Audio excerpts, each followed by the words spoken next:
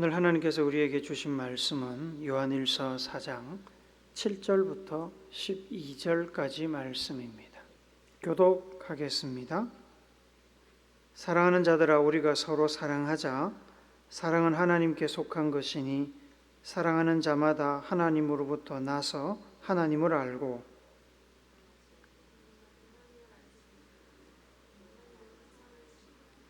하나님의 사랑이 우리에게 이렇게 나타난 바 되었으니 하나님이 자기의 독생자를 세상에 보내심은 그로 말미암아 우리를 살리려 하심이라.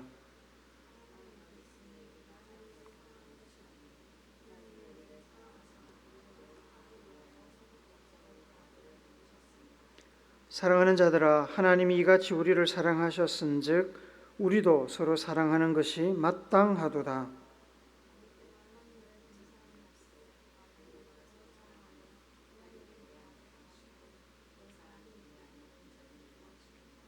아멘. 50억이 넘는 대저택을 가진 중년 남성 성도가 간암 판정을 받았습니다. 소식을 듣고 교회 담임 목사님께서 그를 찾아가 간절히 기도해 주셨습니다.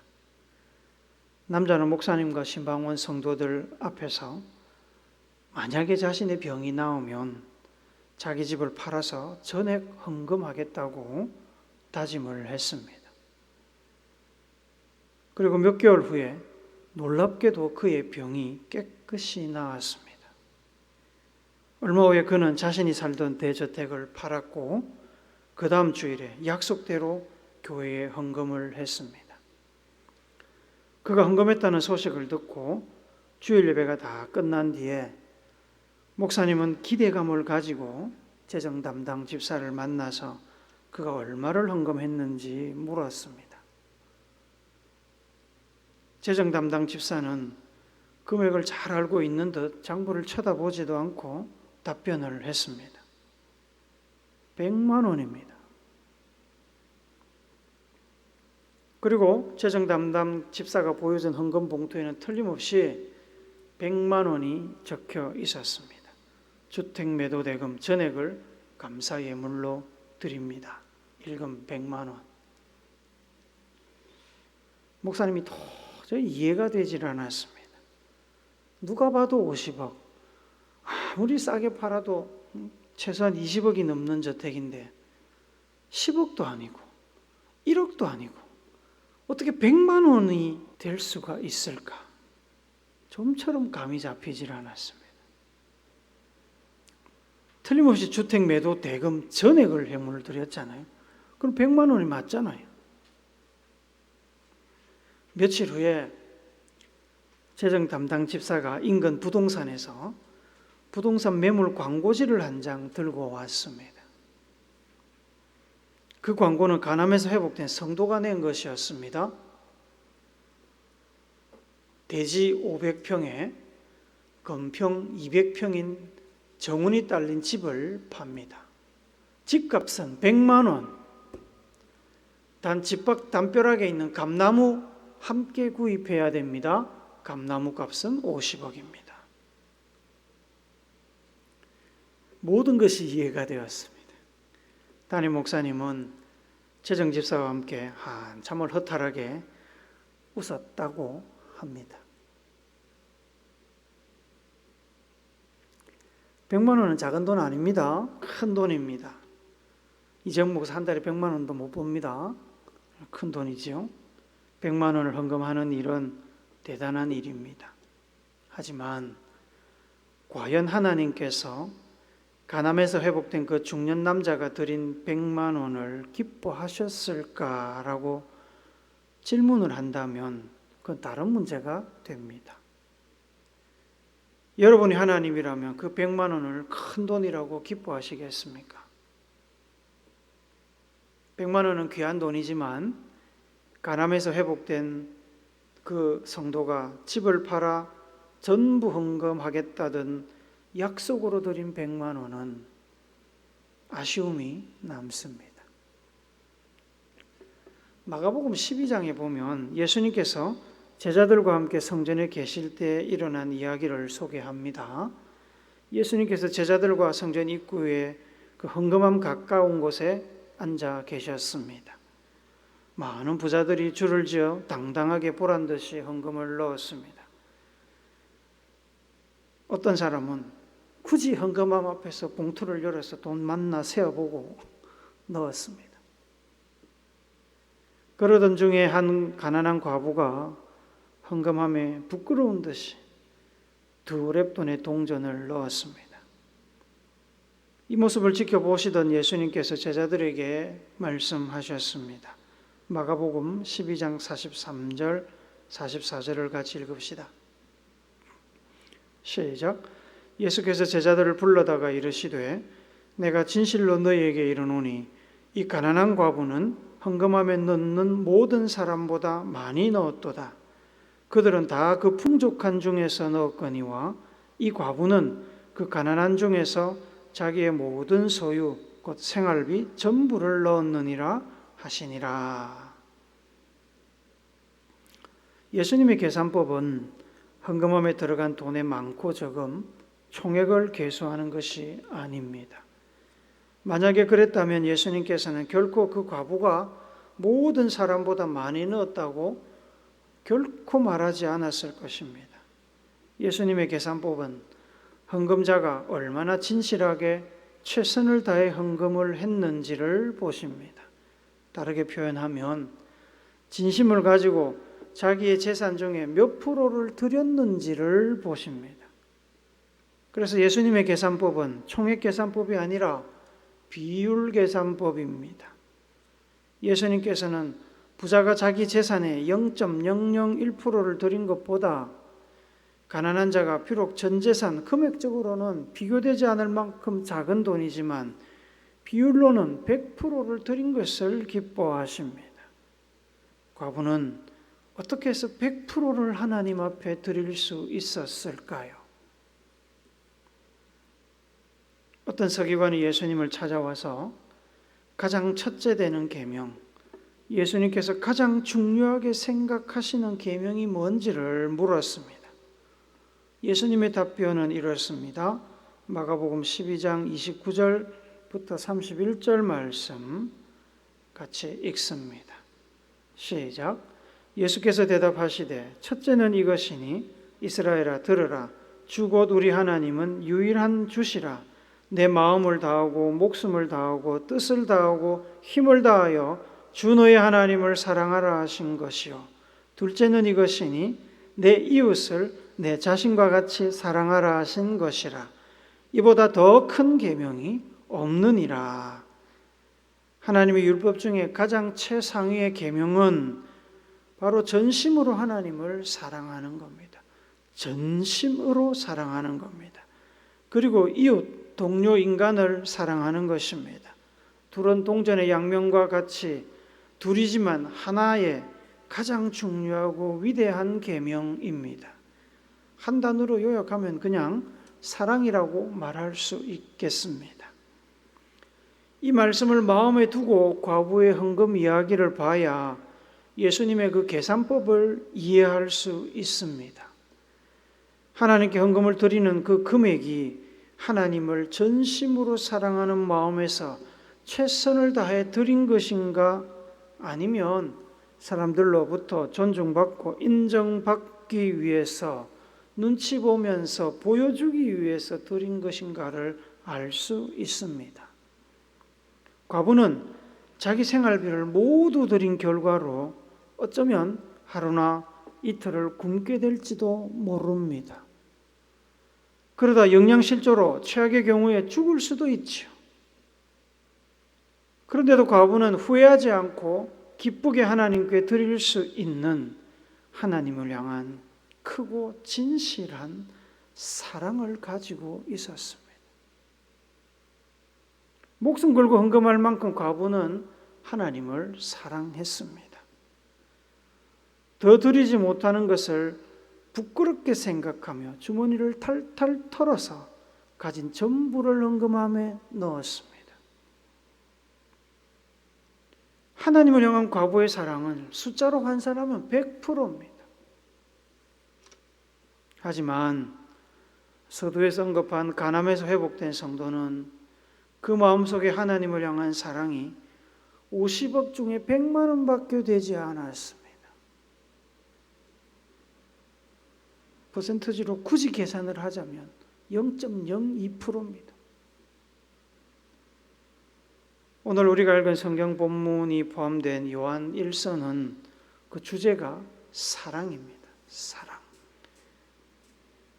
우리에게 가장 위대하고 가장 높은 신앙의 핵심이며 엑기스인 사랑에 대해서 많은 이야기를 하고 있습니다.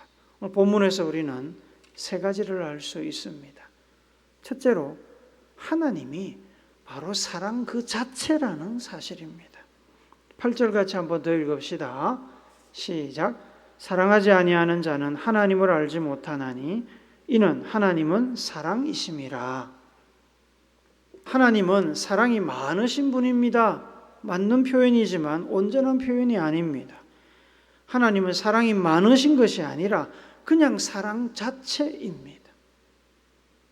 하나님과 사랑은 분리해서 생각할 수 없는 것입니다. 사랑은 하나님께 속한 것입니다. 하나님은 우리가 알고 있는 모든 사랑의 근원이십니다. 그래서 혹시 누군가가 하나님을 믿는다고 말하면서 사랑하지 않는다면 그것은 하나님을 잘못 알고 있는 것입니다. 사랑하지 않는 사람은 하나님을 모르는 사람입니다. 사랑하지 않는 사람은 믿음이 없거나 부족한 사람입니다. 아니면 하나님을 잘못 이해하고 있는 사람입니다. 인간의 이기심이 성경에서 이야기하는 하나님과 우리의 욕심을 적당히 섞어서 만든 유사 하나님, 유사 예수님을 성경에 등장하는 그 하나님, 그 예수님으로 착각하고 믿고 있을 수 있습니다. 그런 사람 많습니다. 같은 의미에서 사랑이 없는 교회는 하나님을 모르는 교회입니다. 사랑이 없는 공동체는 당연히 하나님도 없습니다. 사랑이 없는 교회는 건강한 교회가 결코 아닙니다. 사랑이 없는 교회 안에 있는 사람들은 자신들이 하나님의 몸된 교회의 구성원이라고 생각하고 있을지 모르지만 실상은 하나님이 없는, 하나님과 상관없는 종교 집단일 수 있습니다. 마음에 적당한 위로와 격려, 평안과 만족을 주는 동호회, 사교 클럽처럼 말입니다.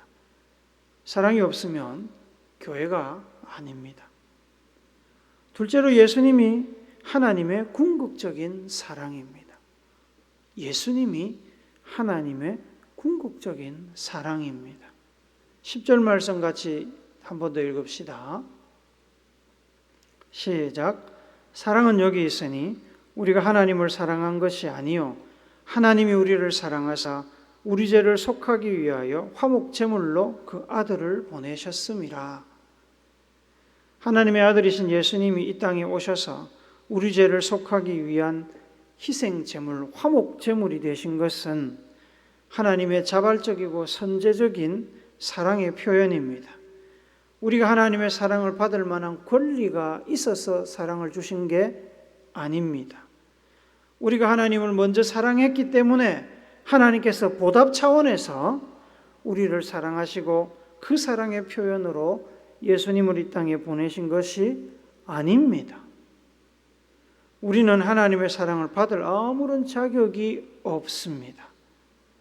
우리는 하나님을 제대로 알지 못하고 우리는 보이지 아니하시는 하나님을 먼저 사랑할 능력도 여유도 없는 사람입니다. 우리는 우리 한 몸 간수하기에도 벅찬 존재들입니다. 그런 우리를 향해서 하나님께서 미운 놈 떡 하나 더 주는 심정으로 하나님 주머니에 있는 별로 중요하지 않은 것, 필요 없는 것을 툭 사랑이라고 던져주신 것이 아닙니다. 자기에게 가장 귀한 것, 하나님이 가장 소중하게 생각하시는 목숨보다 귀한 아들을 여러분과 저를 위해서 죽음의 자리로 내던지셨습니다. 이것은 간암에서 회복된 중년 성도가 자기에게 있으나마나한 100만 원을 약속이랍시고 하나님께 던져준 것과는 차원이 다릅니다. 비교할 수 없습니다. 자기 아들을 준다는 것은 자기 자신을 주는 것보다 더 큰 희생을 의미합니다. 차라리 자기가 죽는 것이 낫지 자기는 살면서 자기 자식 죽이는 부모는 없습니다. 정상적인 부모라면 결코 그렇게 하지 않습니다. 사랑이신 하나님은 자기 아들을 여러분과 저를 향한 사랑의 표현으로 주셨습니다. 자기 자신을 희생하면 100%이겠지만 자기 아들을 희생하는 건 200%, 300%인 것입니다. 숫자로 표현하기 어렵습니다. 셋째로, 사랑은 보이지 않는 하나님을 보여줍니다. 12절 말씀 같이 읽읍시다. 시작. 어느 때나 하나님을 본 사람이 없으되 만일 우리가 서로 사랑하면 하나님이 우리 안에 거하시고 그의 사랑이 우리 안에 온전히 이루어지느니라. 우리가 서로 사랑하고 사랑을 실천한다는 것은 눈에 보이지 않는 하나님께서 우리 안에 거하시는 증거입니다. 눈에 드러나는 사랑의 행위는 눈에 보이지 않는 하나님을 보여주는 것입니다.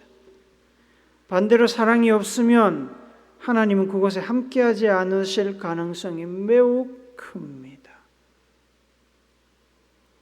하나님으로부터 시작된 사랑은 예수 그리스도를 통해서 세상에 분명하게 드러났습니다. 고통과 고난과 저주의 십자가가 사랑의 십자가가 되었습니다.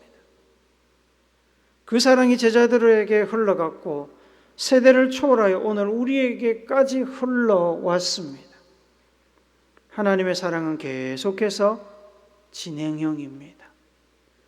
오늘 우리는 예수님을 본 적이 없습니다. 보지 못하고 믿는 자는 복이 있다고 예수님 말씀하셨지만 우리는 예수님을 볼 수 있습니다. 육신의 몸을 입으신 예수님을 볼 수 있는 것은 아니지만 사랑이 이루어지는 그 현장에서 우리는 현존하시는 예수님을 볼 수 있습니다. 사랑은 오직 하나님께 속한 것입니다. 우리의 삶은 어떻습니까? 우리 주변의 이웃들과 친척들, 믿음의 형제 자매들이 우리를 통해서 현존하시는 예수님을 보고 있습니까? 하나님은 여러분과 제가 사랑을 실천하기를 원하십니다. 전심으로 하나님을 사랑하고 이웃을 사랑하고 믿음의 가정과 공동체 안에서 서로 사랑하기를 원하십니다. 하나님은 우리의 모든 세계가 사랑 안에서 세워지고 사랑으로 가득 차기를 원하십니다. 하나님을 향한 사랑이든 이웃을 향한 사랑이든 진실한 사랑을 실천하기 위해서 우리가 꼭 기억하면 좋을 세 가지 사랑의 원리를 소개합니다. 첫째는 이심전심의 원리입니다. 누가복음 6장 31절 읽읍시다. 시작. 남에게 대접받고자 하는 대로 너희도 남을 대접하라. 여러분 중에 거칠애로 어쩔 수 없이 하는 형식적인 인사받기를 기뻐하시는 분은 없을 것입니다. 직장생활 하다 보면 그런 형식적인 인사가 많습니다. 그 인사받고 딱히 기쁘지 않습니다. 물론 그런 인사도 안 하는 것보다는 낫습니다. 하지만 기왕이면 진심으로 인사를 하면 얼마나 좋습니까? 그것이 내가 받고 싶은 인사라면 상대방도 그렇게 인사받기를 원합니다. 그래서 나도 인사할 때 진심이 담긴 인사를 해야 하는 겁니다. 사랑도 그렇습니다. 내가 사랑받고 싶은 것처럼 남들도 사랑받기를 원합니다. 내가 받기 원하는 사랑을 남에게 주는 것이 하나님이 원하시는 사랑입니다. 희생이 따를 겁니다. 손해를 본다는 생각이 들 수도 있습니다. 내가 해준 게 어딘데, 내가 지금까지 해준 게 뭔데, 지가 내한테 한 게 뭐가 있나, 이렇게 생각이 되면 본전 생각나고 아쉬운 생각 납니다. 나는 그렇게 못 받았는데 그렇게 주려니까 아까운 생각이 당연히 들겠지요. 하지만 여러분, 희생 없는 사랑이 어디 있습니까? 희생 없는 사랑이 있다면 그것은 진심 어린 사랑이 아니라 적당한 관심의 표명일 겁니다. 둘째로 겸손의 원리입니다. 빌립보서 2장 3절 말씀 같이 읽읍시다. 시작. 아무 일에든지 다툼이나 허용으로 하지 말고 오직 겸손한 마음으로 각각 자기보다 남을 낮게 여기고. 겸손은 하나님께서 성경 전체를 통해서 강조하시는 가장 중요한 성품 중에 하나입니다. 하나님은 교만한 자를 싫어하십니다. 그래서 하나님께서 교만한 사람을 대적한다고 성경은 말씀합니다. 굉장히 무서운 말씀입니다. 하나님이 싸우겠다고 하시는데 하나님과 싸워서 이길 사람이 있습니까? 한 사람도 없습니다. 하나님이 대적한다는 것은 굉장히 무서운 말이죠. 교만한 사람은 다른 사람보다 자기를 더 높게 생각합니다. 그래서 다른 사람을 자기보다 낮추는 마음을 가지고 있습니다. 심지어 하나님보다 자기를 더 높게 생각하는 사람도 있습니다. 그 결과가 어떤지 아십니까? 하나님 말씀을 읽으면서도 말씀을 무시하고 에이, 저런 걸 어떻게 현실에서 실천해? 이건 안 되는 일이야. 하나님이 도가 지나쳐. 이렇게 이야기하고 하나님의 판단을 업신여깁니다. 누가복음 9장 48절에서 예수님께서는 이렇게 말씀하십니다. 같이 읽읍시다. 시작. 그들에게 이르시되 누구든지 내 이름으로 이런 어린아이를 영접하면 곧 나를 영접함이요 또 누구든지 나를 영접하면 곧 나를 보내신 이를 영접함이니라. 너희 모든 사람 중에 가장 작은 그가 큰 자니라. 어른들의 소유물로 취급받던, 아직 인간이 덜 된 미생으로 취급받던 그 어린아이를 섬기지 못하는 사람은 나 섬길 수 없어. 아이를 섬기는 게 나를 섬기는 거야. 모든 사람 중에 가장 작은 그가 큰 자다. 하나님 앞에서 우리의 높고 낮음을 평가하는 것은 독인 객인 도토리 키재기입니다. 하나님께서 아들의 생명을 주시기까지 우리를 사랑하시고 귀하게 여기시는 또 우리의 이웃들을 누가 평가하고 낮출 수 있다는 말입니까? 하나님이 생명 주시기까지 사랑한 그 사람들을 우리가 무슨 권리로 낮출 수 있다는 말입니까? 예수님 말씀대로라면 가장 작아 보이고 낮아 보이는 사람이 가장 큰 자, 가장 높은 자입니다. 그러면 우리는 그를 무시하고 낮출 것이 아니라 높여야지요. 나보다 남을 더 높게 생각해야 됩니다. 이런 겸손한 마음을 가질 때 우리는 다른 사람을 무시하지 않고 존중하면서 진심으로 사랑할 수 있습니다. 셋째로 하나님의 눈높이의 원리입니다. 골로새서 3장 23절 말씀 같이 읽습니다. 시작. 무슨 일을 하든지 마음을 다하여 주께 하듯 하고 사람에게 하듯 하지 말라. 우리는 하나님을 진심으로 사랑합니다. 사랑하실 겁니다. 행동이 잘 따라주지 않을 때가 있어서 그렇지 마음만큼은 여러분 틀림없이 하나님을 진심으로 사랑하려고 애쓰실 겁니다. 하나님께서 여러분에게 최고의 사랑을 보여주셨습니다. 하나님은 사람에게 사랑을 주시고 사람들도 하나님을 그렇게 사랑하기를 원하십니다. 내 마음을 다하고 목숨을 다하고 뜻을 다하고 힘을 다하는 사랑을 여러분에게서 돌려받기를 하나님은 원하십니다. 이것이 받을 사랑에 대한 하나님의 눈높이, 기대감입니다. 하나님은 이 정도의 사랑을 원하십니다. 마음을 다하고 목숨을 다하고 뜻을 다하고 힘을 다하는 사랑, 그게 하나님의 사랑의 눈높이입니다. 하나님께서는 우리가 하나님의 눈높이에 맞춰서 하나님을 사랑하기를 원하시고, 또 우리가 하나님의 눈높이에 맞춰서 하나님을 사랑하듯이 하나님의 눈높이에 맞춰서 우리가 우리의 이웃들, 우리의 가족들, 믿음의 동료들을 사랑하기를 원하십니다. 이웃을 내 자신과 같이 사랑하라고 명령하셨습니다. 사랑하는 여러분, 오늘은 우리가 신앙생활 하면서 가장 흔하게 듣는 주제이면서도 가장 어려운 주제인 사랑에 대해서 이야기를 나누었습니다. 참 부담스러운 주제입니다.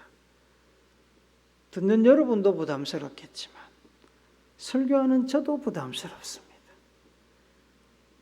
좀 잘하는 분야면, 좀 자신감 있는 분야면 당당하게 설교를 하겠는데 잘하는 분야가 아니라서 마음이 무겁고 얼굴이 화끈거립니다.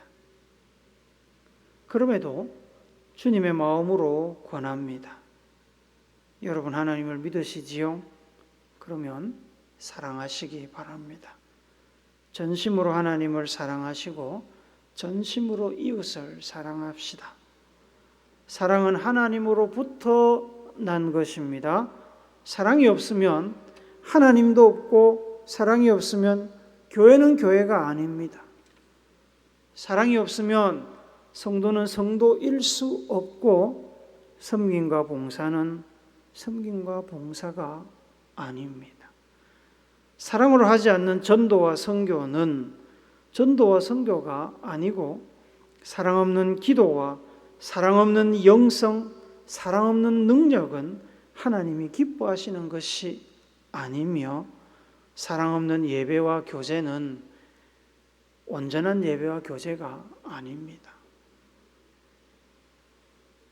어렵지만 우리가 회피하지 않고 매일매일 자신을 돌아보면서 삶의 기준을 하나님의 눈높이에 맞출 때 미미하고 작은 변화일 수 있지만 조금씩 나아져가는 우리를 발견하게 될 것입니다. 그렇게 하나님의 뜻에 이르려고 몸부림치는 우리를 보시고 하나님께서 긍휼히 여기시고 기뻐하시며 사랑할 수 있는 힘을 주실 겁니다. 예수님을 본받아 하나님을 사랑하는 것은 물론이고 열심히 성실히 이웃과 이웃을 사랑하려고 힘써 노력하는 우리 모두가 되기를 사랑의 왕이신 예수님의 이름으로 축복합니다.